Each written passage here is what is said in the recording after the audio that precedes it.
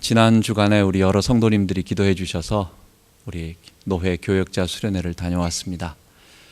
4번에 걸쳐서 아침 저녁으로 우리가 말씀의 시간이 있었는데 그 말씀을 전해야 할 목사님이 참석하지 못하는 바람에 어쨌든 2번째 날 저녁을 제가 말씀을 전하게 되었습니다. 말씀을 생각하면서 연세 많으신 목사님들이 앉아 계신데 한 25분 정도 앉아 계신데 이분들에게 무슨 말씀을 해야 될까?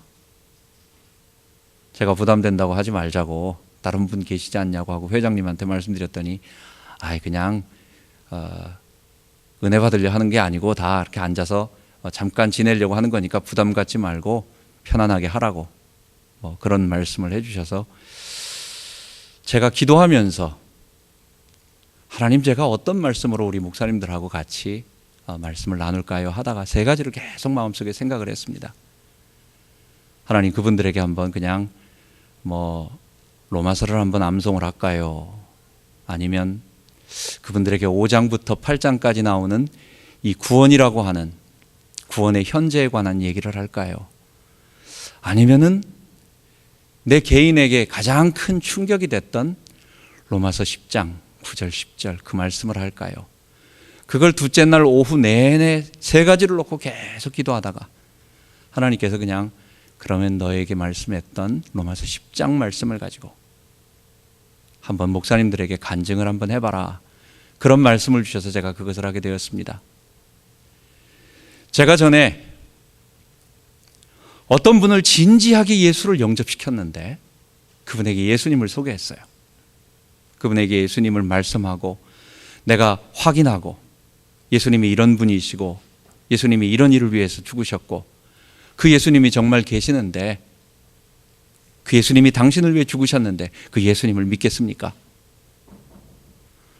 이분이 진지하게 믿는데 진지하게 믿고 진지하게 영접하고 또 진지하게 따라 했는데 근데 아무 변화가 없는 거예요. 오래전 이야기지만은 제가 왜 그럴까? 도대체 무엇일까? 왜 우리가 예수를 믿는데 우리의 삶에서 어떠한 변화도 없고 왜 내 삶에서 변화는 정말 나에게는 완전히 AD와 BC가 갈라지듯이 완전히 달라졌는데 생각이 달라지고 가치관이 달라지고 삶의 목표가 달라지고 내 삶의 생활이 그냥 완전히 어떤 그 근본 뿌리가 바뀌는 그런 일이 벌어졌는데 왜 어떤 분은 그것도 내가 영접을 시켰는데 왜 변화가 안 일어날까? 제가 그것을 얘기하면서 로마서 10장에서 제가 그 답을 발견했다라고 얘기를 했습니다. 예수를 믿는 것은 예수님을 주님으로 고백하는 것인데 예수님을 주님으로 고백하는 것은 입으로만 말하는 것이 아니라 그냥 우리 입으로 내가 돈 100불 줄 테니까 한번 예수님을 주님이라고 한번 고백해봐라 라고 할 때 안 할 사람이 누가 있겠어요? 그거 입으로 한번 해주면 되는데 100불 내가 양심이 있지 말이야, 내가 자존심이 있지까지 100불에 내가 이걸 팔어? 그럼 1000불 준다면요, 10,000불 준다면요, 여러분 그냥 한번 말은 할 것입니다. 우리가 예수를 주님이라고 고백하는 것은 그런 것이 아니라 내 마음속에 예수님의 십자가와 부활을 믿는 거예요. 예수님이 십자가에서 죽으시고 부활하셨음을 믿으며 그 십자가와 부활을 믿는 것은 그냥 믿는 게 아니라 2000년 전에 예수님이 날 위해 죽으셨다 그리고 부활하셨다 라고 하는 역사적 사건으로 믿는 것이 아니라 그건 당연히 믿는 것이고 그거 허구다 이렇게 하면 안 믿게 되는 거죠. 2000년 전에 있었던 그 역사적 사건, 그 예수님이 십자가에서 내 죄를 위하여 죽으시고 내 죄를 용서하시고 부활하셨다라는 그 역사적 사건이 그게 나에게 해당되는 것을 내가 부딪히는 거예요. 그게 로마서 6장에 말하고 있는 예수와 함께 십자가에 똑같이 매달려서 나도 그 예수와 함께 그 예수를 믿는다는 게 뭡니까? 내가 나의 옛자, 나 자신이죠. 내 아담적 자, 이걸 다른 말로 죄라고 말해요. 그리고 이거는 바울을 옛사람이라고 말해요. 우린 지금 새 사람이 되었으니까 내가 그 옛사람과 그 다음에 그의 행실들, 옛사람으로 살았을 때 행실들, 옛사람을 우리는 뭐라고 말할까요? 나 자신이니까, 내 본성과 나의 근본 뿌리니까 이거를 죄 또는 원죄라고 말하고 sin이라고 말하고, 그 옛사람이 살아오면서 해왔던 여러 가지 일들, acts of sin 혹은 sins, 그 죄가 내게 어떤 행동으로 나타나고 내 마음에 떠오르고, 행동은 못하지만은 어떻게 내 속에서 어떤 일로서 나타나고 있는 여러 가지 이런 내 마음 속에 있는 것, 내 바깥의 행동으로 나타나는 모든 acts of sin을, 이런 것들을 우리는 자범죄라고 말하는데, 예수를 믿는다라고 하는 것은 2000년 전에 예수라고 하는 한 사람이 정말 하나님의 아들이 육체가 되셔서 죽으시고 부활했다라는 역사적 사실과 함께 그 예수를 보면서 똑같이 십자가에 우리가 그리스도와 함께 세례를 받음으로 말미암아 그와 함께 죽은 것을 알지 못하느냐라고 말하는 것처럼, 우리도 똑같이 예수와 함께 십자가에 못 박혀 죽는 거예요. 거기에 못 박혀 죽는 건 뭡니까? 내 옛자와 그 행실들, 나의 죄, 원죄와 나의 자범죄들, 내가 지나온 날들 행했던 부끄러운 일들, 그 모든 것들을 거기다 매달고, 이걸 진짜 십자가에 못을 박는 것이 아니라 믿음으로 그분 앞에 엎드려 그분을 의지하고 그분께 나의 모든 것을 내어드리며 회개하는 거예요. 이것을 회개라고 말하는 거죠. 그게 예수를 믿는 겁니다. 그리고 그 예수를 믿을 때 내 안에 다시 한번 또 하나의 변화가 일어납니다. 그때는 우리는 예수의 부활과 함께 또 한 번 살아나게 되는 것입니다. 십자가의 죽으심과 그리고 그 죽으심과 함께 다시 살아날 때에 나도 또한 예수와 함께 살아나서, 그때 하나님이 우리를 뭐라고 말씀하세요? 십자가에 내가 예수와 함께 못 박히는 것을 보고 죄 없다, 죄 용서하셨다는 거예요. 그리고 내가 이제는 죄 용서 받았으니까 그걸로 멈추지 않고, 죄 없으면 의인 되는 게 아닙니다. 죄 없는 사람이 되죠. 그런데 이제는 하나님의 의, 거룩한 하나님의 의로 우리를 다시 덧입혀서 우리를 예수와 함께 일으키시면서 새 생명 가운데 살게 만드시면서 그리스도의 부활 생명을 주시면서 하나님의 의로 덧입혀 주시면서 의롭다 칭해 주시면서 성령으로 우리와 함께 해주시면서 우리를 살리시는 거예요.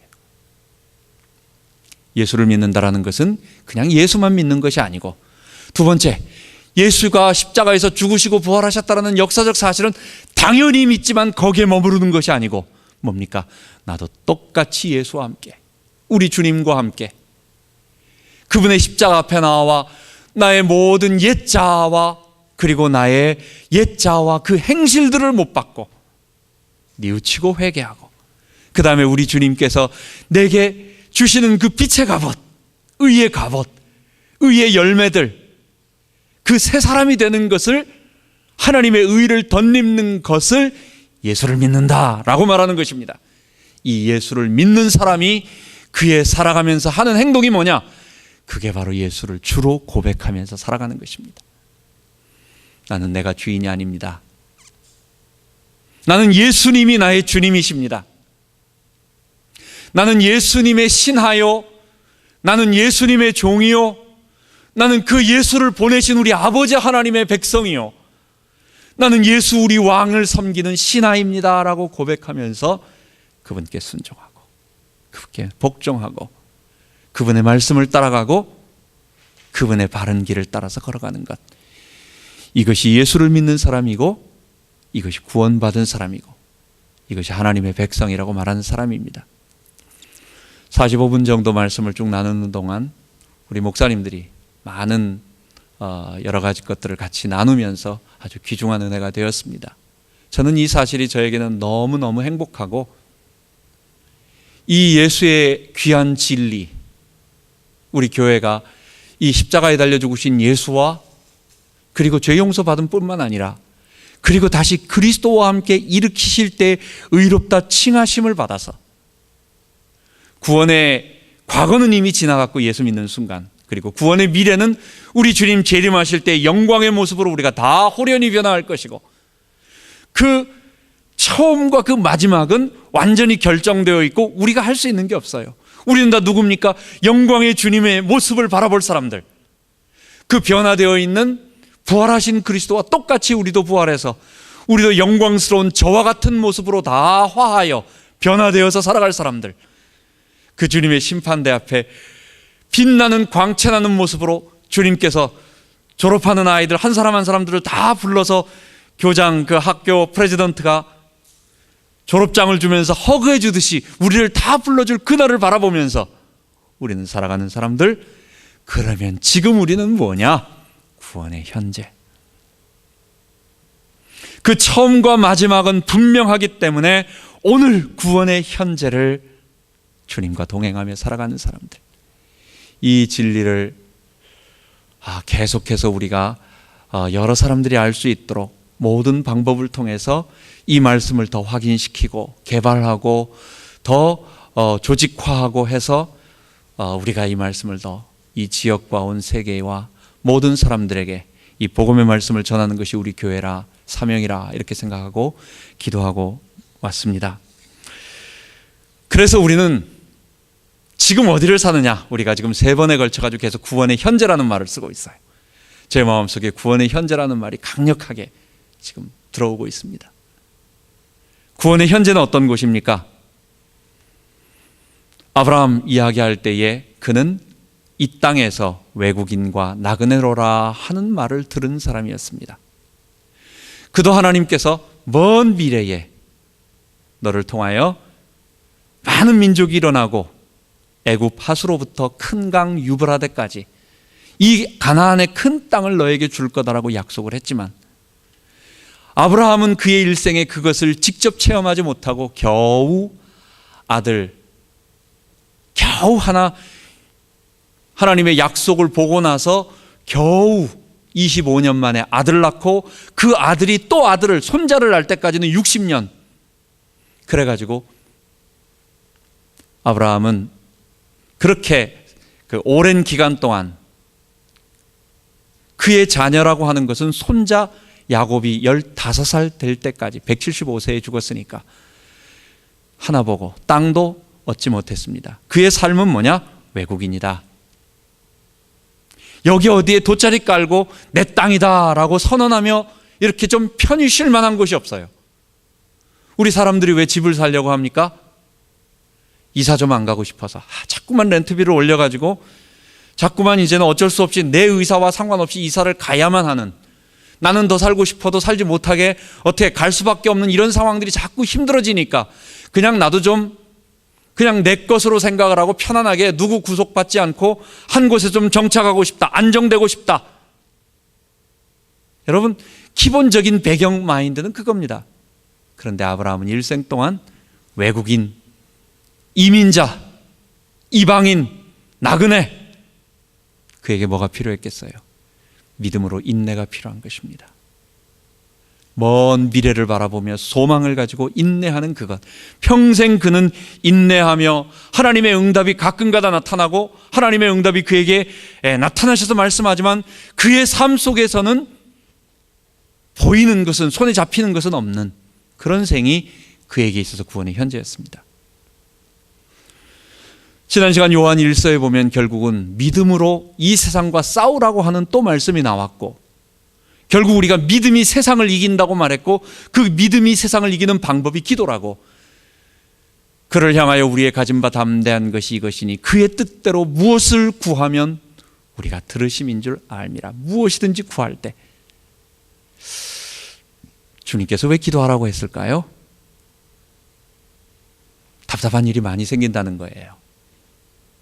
우리가 지금 해결하지 못하고 우리가 결정하지 못하고 우리가 처리하지 못할 그런 일들이 우리에게 수도 없이 닥쳐오기 때문에 내가 옆에서 너와 말해줄게. 내가 너의 그 답답한 마음과 너의 모든 부분들을 내가 해결해줄게. 같이 대화하자. 내가 너를 알고 너도 나를 알듯이 나도 너를 알고 우리 서로 아는 관계로, 그 우상은 뭡니까? 나는 우상을 아는 것처럼 말해주지만 우상은 나를 몰라요. 그거는 아는 게 아니에요.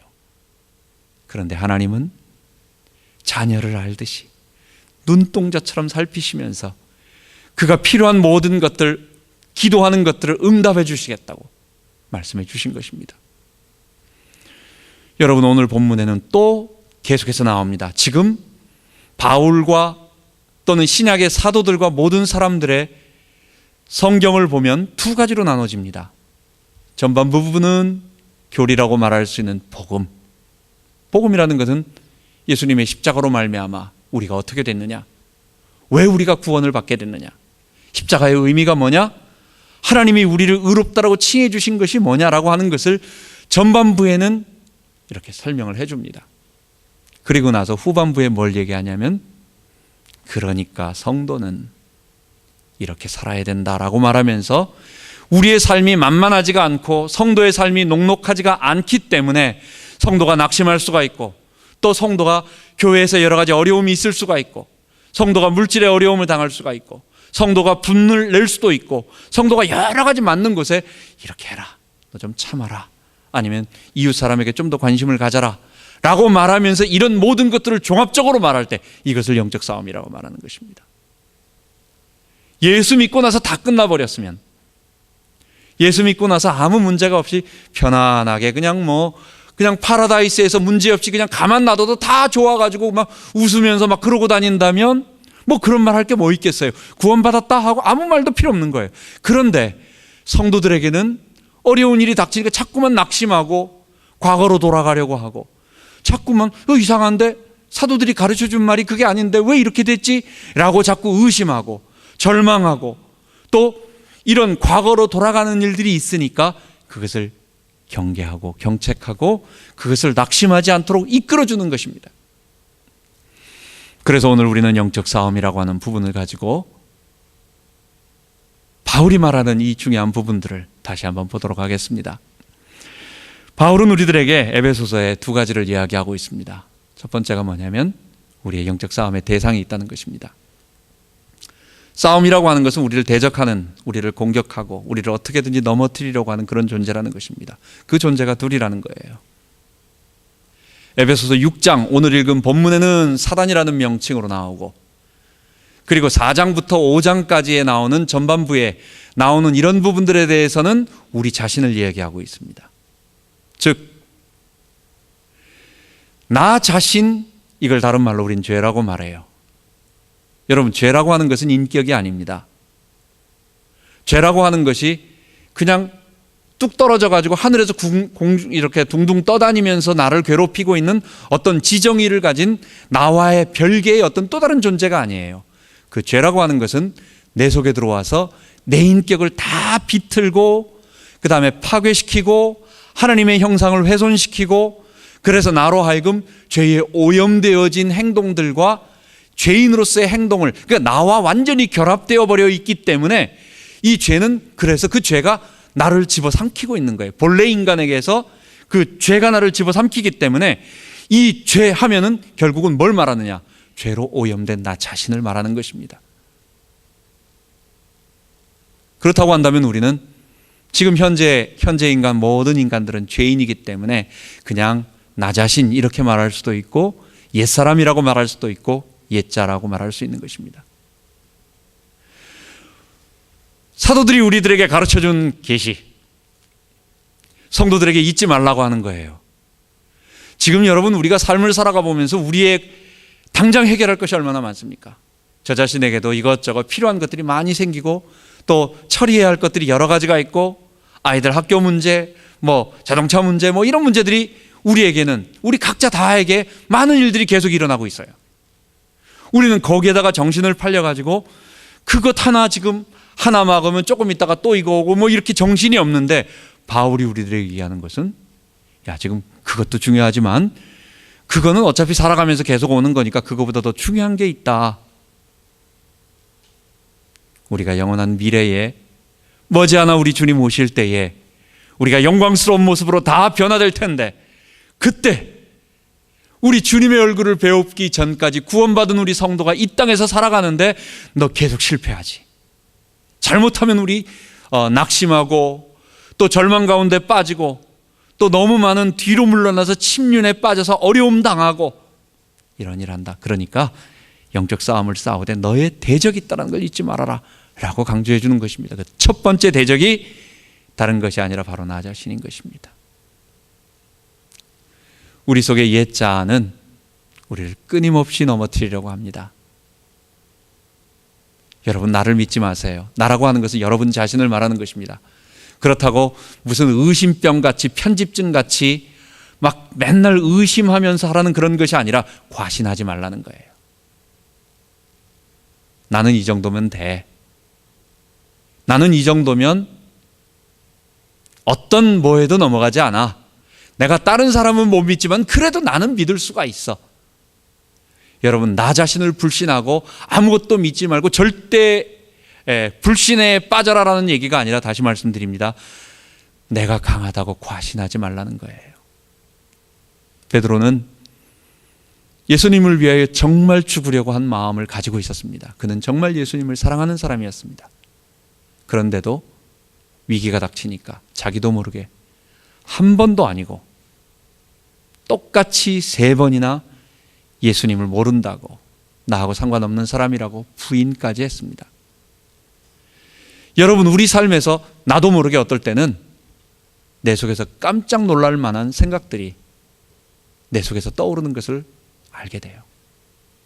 여러분, 우리는 그래서 어떤 것도 과신할 수가 없습니다. 우리 주님 오실 때까지 이미 구원받고 하나님의 성령이 우리 가운데 있지만, 여러분, 우리에게 하나님의 의를 덧입힌 바 되어서 하나님의 의가 우리 안에 거하지만, 이거는 이론이 아니고 실제입니다. 하나님이 우리로 의의 코팅을 쫙 해주셔가지고 우리와 함께 하실 때 의의 빛이 우리와 함께 하셔서 어두움이 가까이 하지 못하게 막아주시지만, 그러나 이것이 밖에서 오는 것이 아니라 내 내면에서부터 계속해서 끌어오르는 게 있어요. 죄의 본성이 있어요. 옛 자아의 욕구가 있어요. 어떨 때는 갑작스러운 내 속에서 끌어오르는, 나도 모르게 내 무장이 해제될 때, 나는 혼자 있다, 아무도 나를 보지 않는다, 이러고 이제 나도 좀 나를 아는 사람이 아무도 없다라고 하는 이런 그런 내 자신의 긴장이 풀리고 나의 무장이 다 해제되는 순간, 어느 날 내 속에서 쓱 올라오고 있는 옛자의 죄의 본성들이 있습니다. 여러분, 그것을 우리가 잊지 말고 과신하지 말고, 이게 나의 대적이구나, 잊지 말아야 되겠습니다. 에베소서 4장부터 5장에는 이것을 어떻게 얘기하느냐, 바울은 우리의 대적이 있기 때문에 죄와 싸우기 위해서 하나님께서 구원받은 성도들을 그냥 혼자 있게 놔두지 않고, 집에서 혼자 가만히 앉아가지고 인터넷 보고 뭐 하라고 말하지 않고, 구원받은 성도들끼리 주의 몸인 된 교회로 모아주시고, 일주일에 한 번씩 또는 수요일에 한 번 이러면서 서로 만나서 교제할 수 있도록 만들어주시고, 서로 힘을 얻게 만들어주시고, 그렇게 해주셨다. 교회 소중히 여겨라. 4장에 그렇게 얘기하고 있습니다.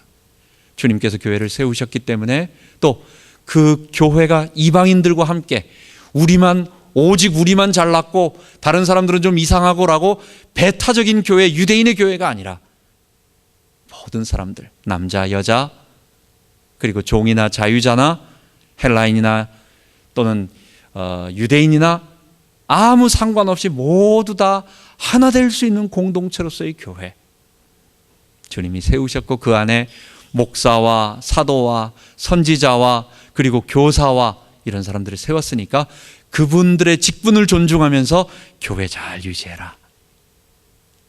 그리고 5장에는 너의 죄의 본성이 너를 유혹하고 넘어뜨리려고 하고 있기 때문에 개인의 영적인 삶, 윤리적이고 도덕적인 거룩한 의의 빛을 내는 삶, 거룩과 의로운 삶이 있어요. 우리가 본래 아담일 때 하나님께서 우리를 의롭고 거룩하게 만드셨어요. 그런데 죄가 들어옴으로 말미암아 우리가 다 잃어버렸잖아요. 너희는 썩어져가는 구습을 좇는 옛사람을 벗어버리고 오직 의와 진리와 거룩으로, 진리의 거룩으로 지으심을 받은 새 사람을 입으라. 그리스도 안에서 회복된 사람이 어떤 사람들입니까? 의와 진리의 거룩으로, 의와 거룩함으로 새롭게 된 사람들. 그게 어떤 사람들이에요? 본래 인간의 모습이에요. 그 좁은 의미의 하나님의 형상은 우리의 의로움과 거룩함이다. 그리고 참된 지식, 진리를 갖는 것이다 라고 이렇게 우리는 얘기하고 있습니다. 너의 속에서 대적이 너를 계속 공격하고 있기 때문에 그것을 잊지 말고 너의 개인 삶에 있어서는 옛사람과 그 행실을 버려버리고 이 부패한 삶이에요.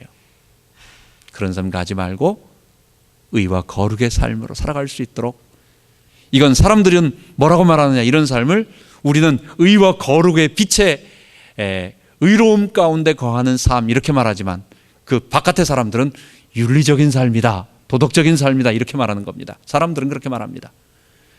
그런 삶을 살아라, 그렇게 말하는 것입니다.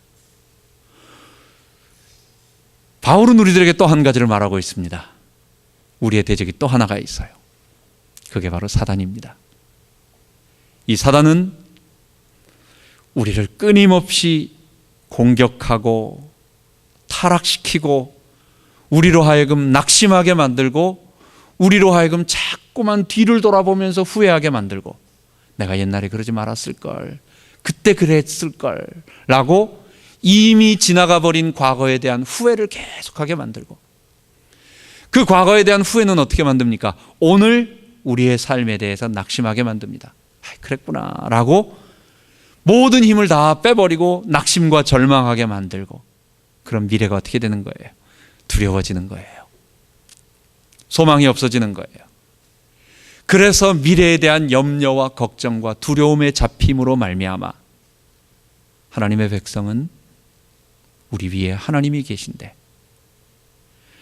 광야 40년을 가는 동안 하나님께서 만나와 메추라기를 먹이시고 먹을 것과 마실 것과 입을 것을 주시고 심지어 옷과 신발이 떨어지지 않도록, 또 떨어지면 그것을 다 구할 수 있을 정도의 풍족한 물자를 주셨음에도 불구하고 우리는 주머니 속에 들어있지 않으면 불안해가지고 내게 없나 보다 해가지고 내일이면 당장 어떡하지?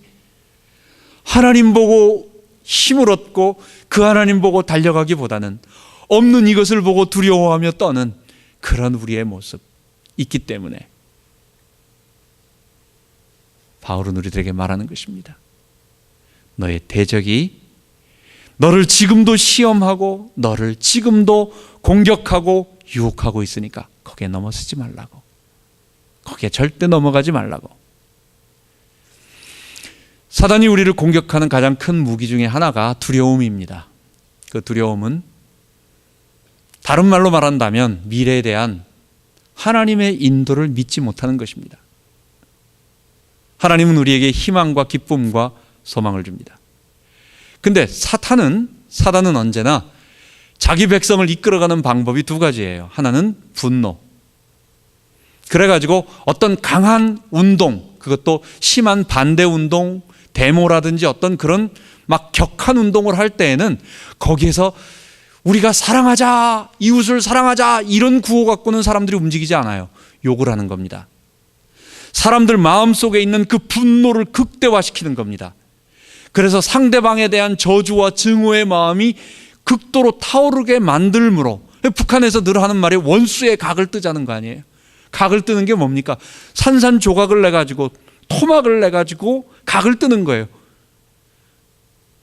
그들의 구호로 뭡니까? 그들이 사람들을 모두 하나로 뭉쳐가지고 어떤 힘을 내게 만들려고 하는 것은 그들 마음속에 분노, 증오심, 적개감을 가득 올려가지고 그것을 가지고 그쪽으로 몰아가는 것입니다. 이건 정상적인 게 아니에요. 사단은 그렇게 합니다. 또한 사단은 하나 더, 그런 분노심과 함께 두려움을 줍니다. 그 두려움이 우리의 모든 것을 마비시켜요. 얼마 전에 신문에 보니까 한국 사람들이 전화기로 사람들을 갖다 보이스피싱이라고 해가지고 전화를 걸어가지고 거짓말로 이렇게 속여가지고 돈을 집어넣게 해가지고 하는 그런 사기가 굉장히 지금 많이 있다고 합니다. 그래서 심지어는 대기업의 아주 지성인 엘리트까지, 아니면 아주 똑똑한 사람들까지 너무도 그냥 거기에 잘 빠져가지고 어떤 사람은 뭐 몇천만 원씩 막 이렇게 그 전화 한 통화에 막 벌벌 떨면서 한다고. 근데 걸리느냐 안 걸리느냐는 처음에 딱 나타난대요. 그거를 말하는 사람이 그런 얘기를 하는 거예요. 이 사람이 할 때는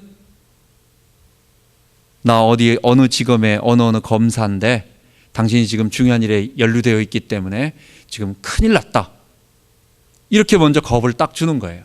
겁을 주면 그 말을 듣고 대부분의 좀 이런 사람들은 정말입니까? 당신 이름 누굽니까? 어느 지원입니까? 뭐 이렇게 물어보면서 그래서 내가 뭘 잘못했단 말입니까? 이렇게 나가는 사람은 안 걸린대요. 근데 그 말을 듣고 바로 그럼 제가 어떻게 하면 되겠습니까? 나 그럼 큰일 난 거 아닙니까? 라고 말하면 바로 넘어간다는 거예요. 사단이 우리들에게 하는 게 뭡니까? 우리에게 두려움을 주는 거예요. 나는 다 끝났구나. 나는 모든 것을 다 잃어버렸구나 라고 하는 마음을 줌으로 말미암아 이제는 막다른 골목에 갔구나. 나는 여기서 죽어. 나는 끝장이야 라는, 왜? 우리 하나님이 계신데, 우리 하나님이 우리에게 먹을 것을 주시고 마실 것을 주시고 입힐 것을 주시는 우리 좋으신 아버지인데 그거 잊어버리게 만들고 자꾸만 이전에 내가 혼자 있는 고아인 것처럼, 나를 지키는 자가 없는 것처럼, 마치 나 혼자 광야에 서 있는 사람인 것처럼, 마치 사단은 그렇게 우리에게 두려움을 줌으로 말미암아 우리가 하나님 자녀인 것을 잊어버리게 만들고 우리를 그 두려움과 공포로 이끌어서 자기가 원하는 것을 이끌어가게 하는 것입니다. 여러분, 우리는 사탄이 공격하는 이런 두려움에 넘어가서는 안 되겠습니다. 그래서 우리는 이제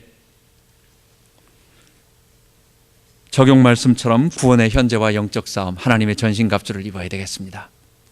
우리의 대적이 이미 나 자신이 이미 내 속에 죄의 본성으로 오염되어 있는, 천국 갈 때까지 나는 여전히 죄에 노출되어 있는 사람이다. 여러분, 그거 아는 것이 복음입니다. 우리는 의롭다 칭함을 받은 동시에 여전히 죄인입니다.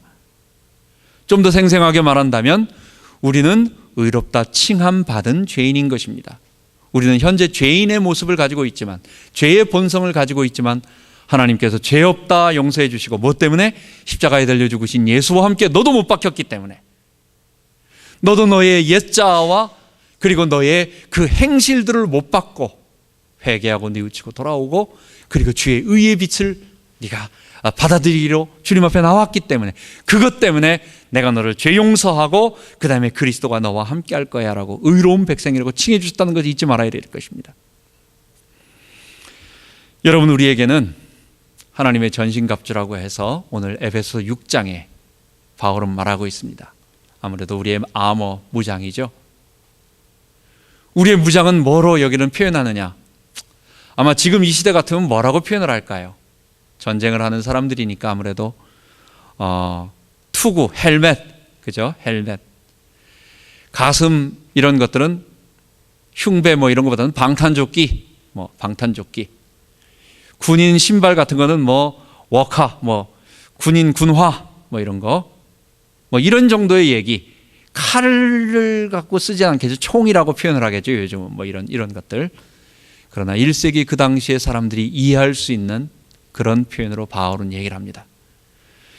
여러분, 우리에게 그래서 크게 세 가지로 분리를 해서 해봅시다. 첫 번째, 성도가 내 속에서 일어나는 죄, 즉 나 자신과 죄의 본성과 죄의 유혹이 올라오고 죄의 욕구가 밑에서부터 솟아올라오고, 사단은 우리에게 계속 유혹하고, 사단은요 아담도 넘어뜨리고 심지어는 둘째 아담으로 오신 예수 그리스도 하나님의 아들까지 유혹하고, 그 유혹한 것이 안 되니까 마지막에는 가룟 유다를 유혹해서 예수님을 십자가에 못 박게, 유대인들에게 내어주게 만들었어요.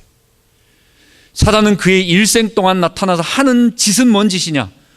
성도를 유혹하고 시험에 빠뜨리는 겁니다. 그래서 예수님에게 나타나는 사단의 모습을 뭐라고 말하느냐? 시험하는 자가 라고 말하는 것입니다. 오늘도 우리 곁에 사단이 있고, 오늘도 사단이 우리를 유혹하고 있고, 우는 사자처럼 우리에게 겁을 주게 만들기도 하고 두려움에 빠지게 만들기도 하고, 때로는 광명의 천사처럼 우리의 모든 긴장을 다 풀어가지고 우리가 그냥 모든 무장을 해제를 다 해버리고 그냥 슬슬슬슬 다니다가 다 썩어 문드러지게 만들고, 어쨌든 화공양면을 쓰면서 화해 또는 공격 이 여러 가지를 다 쓰면서 결국은 우리로 하여금 넘어지게 만드는 그 역할을 하는데 여기 우리 기본 무장을 해야 되겠어요. 구원의 투구, 가슴에는 의의 흉배, 진리의 허리띠, 그리고 평안의 복음의 신발. 성도의 기본 무장입니다. 이 네 가지는 같은 얘기입니다.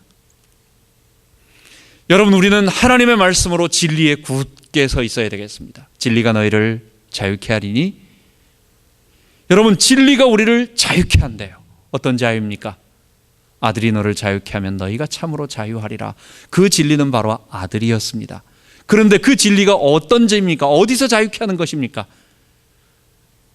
그것은 바로 유대인들이 우리는 죄인 아니다, 우리는 자유인의 아들들이다, 우리는 아무 문제 없는 사람들이다 라고 말하니까 예수님은 너희들은 본래 너희 아비 마귀를 따라다니던 죄 가운데 있는 자들이다 하면서 진리는 바로 너희를 죄 가운데서부터 자유케 하는 자다라고 말하는 것입니다. 여러분, 그 진리는 우리로 하여금 하나님의 의로 덧입게 만드는 거예요. 죄로부터 우리를 정결케 하는 진리예요. 의의 흉배예요. 그 진리에 굳게 서서 우리는 뭘 하는 것입니까? 평안의 복음, 하나님과 우리를 평화롭게 만든, 죄인인 우리가 하나님과 화평하게 만든 복음이었어요. 그 복음은 죄인들과 죄인들, 세상 사람들 가운데 있는 모든 불일치와 모든 미움과 모든 갈라짐들을 다 하나로 만들 수 있는 화평의 복음이었어요. 왜? 하나님과 우리의 원수되었던 것들을 다 하나로 만든 화목케 한, 화평케 한 평안의 복음이었기 때문에 그렇습니다. 그게 바로 하나님 나라 구원의 진리였습니다. 여러분, 그래서 십자가 복음으로 하나님 나라 구원, 이 진리에 굳게 서서 그 진리의 내용은 결국은 내가 죄로부터 의로워지는 하나님의 칭의를 받은 백성으로서 그 칭의를 체험하며 살아가는 삶, 여러분, 그것을 무장할 때 우리는 사단의 어떤 공격도 우리를 공격할 수 없는 것입니다. 우리에게 방어 무기가 있습니다. 그게 방패입니다. 이 방패는 믿음의 방패라고 하는데, 이 믿음은 우리로 하여금 어떠한 사단의 공격도 우리가 그것을 막아내고 인내하고 참아내고 견디고 궁극적으로는 버텨서 이길 수 있도록 해줘요. 우리가 개인의 몸에 무장을 하고 있지만 결국은 이 몸으로 직접 부딪히는 것보다 믿음의 방패로 사단은 우리에게 끊임없이 유혹을 하고 넘어뜨립니다. 저 자신에게도 너가 아무리 복음을 말하면 뭐 혼자 그렇게 말을 하냐, 뭐 얼마나 너가 뭐 한다고, 네가 뭐 얼마나 이 복음을 너만 전하니? 라고 하면서, 이 복음 지금 이 시대에는 사람들이 듣는 사람들이 별로 없어. 그냥 사람들이 다 아무도 좋아하지 않고, 물론 뭐 좋아하는 사람 좋아하라고 내가 인기 있기를 원하는 건 아니지만 어떨 때는 마음 한구석에 혼자서 아무리 외쳐도, 바닷물에 혼자서 그냥 조금 파란 물감을 들이든지 빨간색 물감을 좀 들이는데 바닷물에 물감 바가지로 퍼분다고 그게 뭐 붉어집니까? 마치 이런 것 같은, 그래서 어떨 때는 낙심이 되게 만들고, 인터넷 아무리 해봐야 뭐 사람들이 클릭 100번 넘어가지도 않고, 그리스도인의 결혼, 이혼 그거는 1000개가 넘어갔지만 사람들이 결혼에 대해서 관심이 있으니까 그거는 받는지 모르지만 복음의 진리에 관해서, 구원의 진리에 관해서 누가 이것을 관심 갖고 이게 누구에게 영향을 주겠니? 어떨 땐 제 마음속에 뭐라고 있니 너 성도들에게 정말 낙심 주는 거 아니니? 우리 성도들 힘 없게 만드는 거 아니니라고 마음 한구석에, 내 마음속에 계속해서 낙심을 주고, 그게 저에게는 사단이 자꾸만 낙심을 주는 거예요. 근데 믿음의 방패, 주님께서 새벽에 일어나서 기도할 때마다 힘을 주세요. 그래 다른 사람은 안 보고 있지만 우리 하나님, 내가 너를 보고 있지 않니? 믿음의 많은 천군 우리 선배들과 천만 천사와 하늘의 수많은 사람들이 이것을 기대하며 이것을 힘을 내며 함께하며 이 주의 복음과 우리 주님의 구원의 사실이 전파되도록 너와 함께하고 있지 않니? 다른 거 생각하지 말고 내가 보고 있다. 그리고 언젠가는 우리 때의 열매를 못 거둬도 우리 다음 세대의 열매를 거둘 거다. 저는 마음 한구석에 우리 아버지 평생 한 100명 정도밖에 안 되는 작은 교회에서 평생 어렵게 어렵다는 것은 좀 이상하지만은 목회를 하셨는데, 나 또한 그 아버지 그걸 보면서 나도 똑같이 어렸을 때 사택에서 내가 그랬는데, 그래도 아버지 때문에 내가 많은 영적인 유산들을 얻었어요. 힘을 얻었어요. 제가 아무것도 없는 사람이 하나님 앞에 이런 하나님의 은혜와 말씀과 여기에 대한 강렬한 드라이브와 모든 것을 주신 그런 것들은 하나님이 주신 것이었어요. 그렇다면 하나님 우리 아이들 때에는, 우리 후대들 때에는 또 우리 가문 중에서 하나님의 말씀을 바르게 전하고 그리스도의 십자가의 보혈에 감격하며 내가 할 수 없는 내 그릇은 이 정도까지라면, 내 그릇을 넘어서 또 다른 복음의 진리를 말할 수 있는 우리 후대들이 우리 자녀들 가운데 나온다면, 여러분들 자녀 가운데 나온다면, 우리 교회 안에서 우리의 말씀을 들었던 아이들 중에 또 여기서 쌓인 기반을 가지고 혹시 영어권 좋은 목사님 속에서 그 말씀을 듣고 충격을 받고 변화되어서 또 사역을 할 수 있는 사람들이 생긴다면, 그래, 너 열매는 다 얻은 거야. 주께서 계속 말씀하시기 때문에 그 말씀을 가지고 주님, 제가 이 길을 즐거운 마음으로 걸어가죠 라고 말하는 것입니다. 여러분, 사단이 우리를 공격할 때 믿음의 방패로, 이 믿음은 미래 것을 바라보기 때문에 소망을 갖게 합니다. 우리 주님 오실 것입니다. 머지않아 우리가 영광스러운 모습으로 다 변화될 것입니다. 그때에는 온 땅에 예수님 증거했던 우리의 모든 모습들이 다 드러나게 될 것입니다. 아, 정말 저분이 맞았구나, 저 성도들이 맞았구나, 또 저분들이 그래도 기도하며 수고했던 모든 것들이 정말 값진 일이었구나 라고 하는 것을 알게 될 것입니다.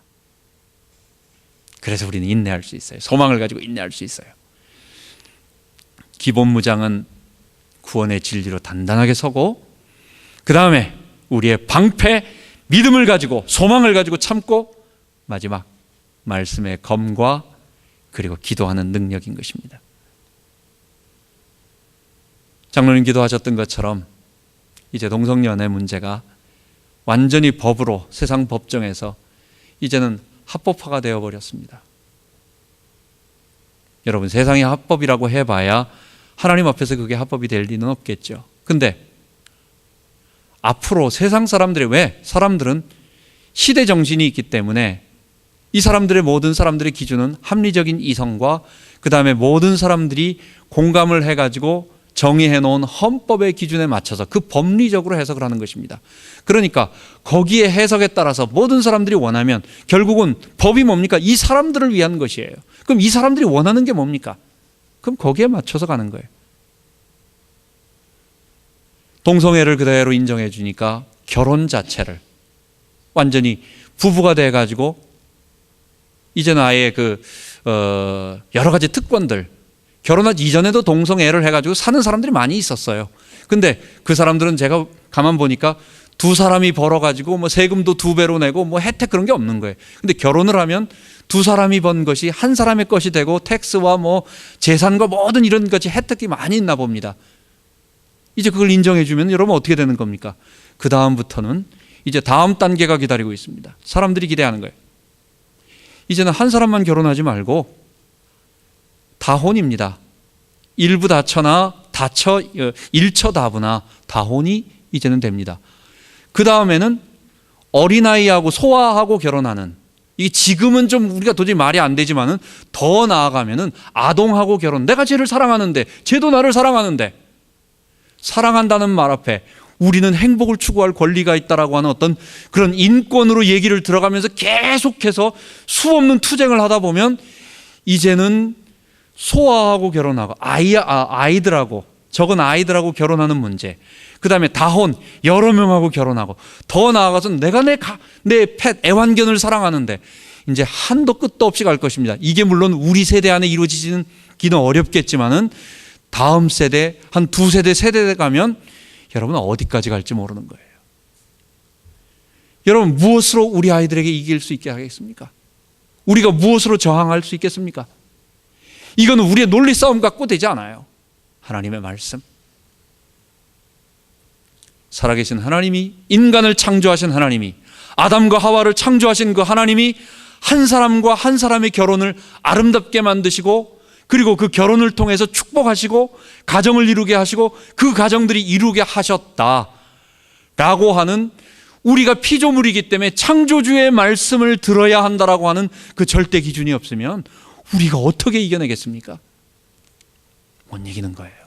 우리 애들도 학교 가가지고 어려서부터 이제 다 남을 인정한다고 한다면 최소한 이제는 그런 동성 결혼에 대한 것들을 사람들이 우리가 인정하고 허락은 안 하지만 긍정적으로 생각하기 시작하기 할 텐데요. 그리고 그 다음 세대 우리 손자 애들, 나중에는 치마 입고 온 애들만 데리고 와도, 그래 나 얘하고 결혼할래요 하면 아유 다행이다 라고 생각할지도 모릅니다. 우리도 하나님의 말씀, 그 말씀으로 든든하게 서서 누가 뭐라고 해도 하나님의 말씀이 그렇다고 한다면 그 말씀 따라서,